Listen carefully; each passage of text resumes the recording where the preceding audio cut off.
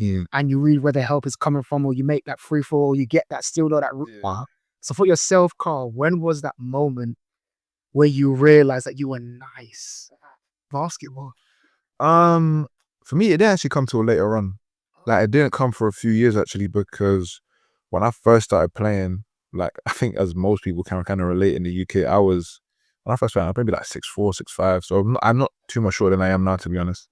But I was big, like I was a five man. So I did it, I was rebounds and under the basket and all the stuff like that. So, I couldn't really judge myself that well.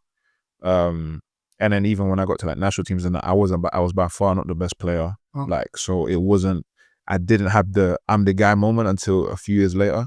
And then it was, as time went on, I was like, okay, cool, I'm decent, and I'm doing well against good competition.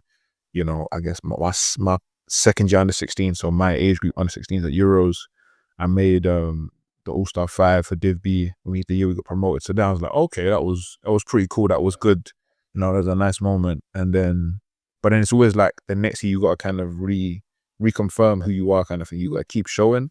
So, because then you, especially in the juniors, you go up an age group. So then, like, okay, cool, I was good at under 16s. Now I got to keep doing that under 18s. Now I got to keep doing that under 20s. Now I got to keep doing it as a pro. Like, I got to keep proving it, because I didn't want it to just stop there, sort of thing. So I think for me, the one was when I got to under 20s and we played Div A my last year, and I had a good tournament that year. I was like, okay, cool, that one's a bit more. That one was solidified it a bit more for me, because it was, at that point I was already a pro, but I was playing against other guys who were pros, who were in college. So it was a level where I was like, okay, cool, if I can hold my own and do well and score and be successful at that level, then I know I can sort of, I'm going to help, hopefully, carry that over to the pros. And then it kind of did, and then it sort of worked out. So it wasn't until I was maybe 19, 20 when I was like, okay, yeah, I can play places. Yeah.